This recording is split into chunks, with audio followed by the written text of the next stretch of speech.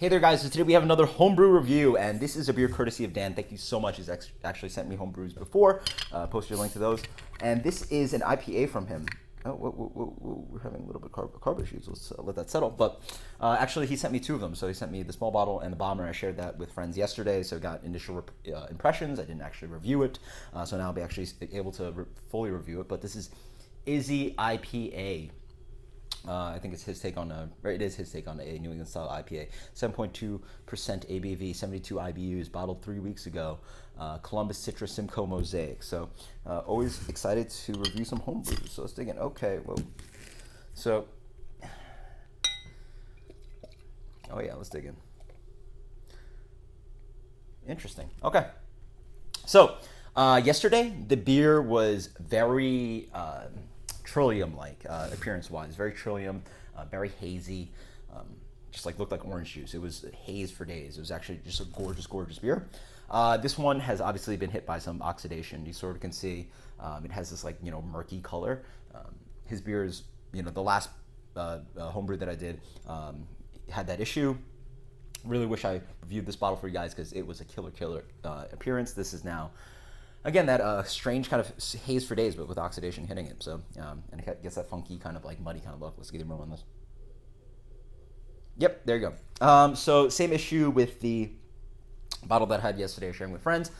This has a good amount of acetaldehydes. Acetaldehyde is a flaw in brewing. It is aroma, not flavor. So you're going to get in your aroma, but yeah, it smells like sour green apple, lollipops, blow pop, fresh cut grass, fresh cut apples, green apples again, Granny Smiths. Almost a little bit of this Jolly Rancher kind of thing. It's actually, yeah. And so the issue with acetaldehyde is that it is a byproduct from fermentation.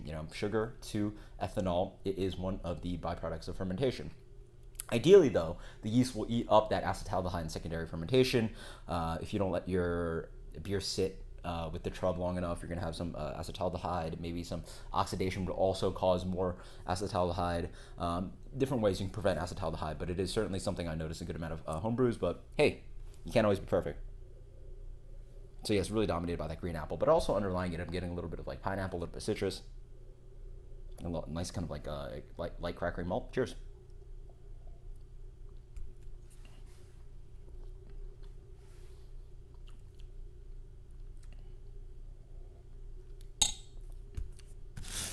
So on the flavor, it reminds me of something like what I had yesterday, which I very much enjoyed on the flavor profile.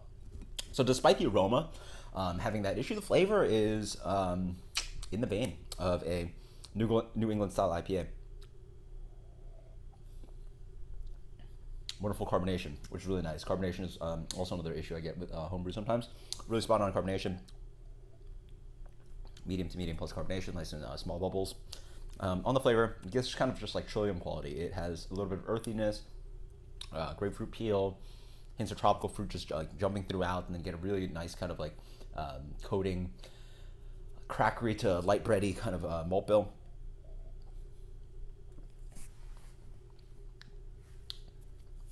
A little bit of like zippy zestiness going on as well, like a little bit of like fresh, again, grapefruit rind being opened up, a little bit of oily kind of citrus on there as well.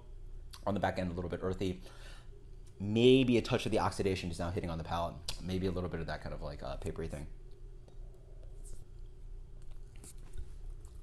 But I can definitely see where this is going. I actually want to say that the bottle I had yesterday was better than this. Then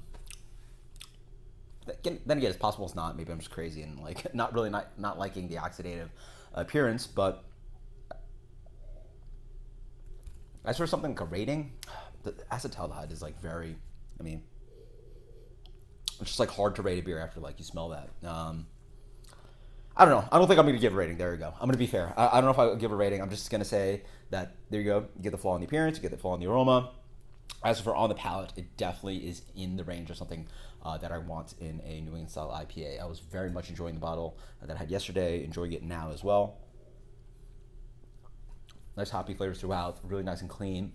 As I wait more, it gets a little bit more juicy. A little bit more of that citrus. Wonderful like light bitterness on the finish. Malt bill spot on. So compliments to Dan. Thank you so much for this homebrew. Until next time, guys. Cheers. Later.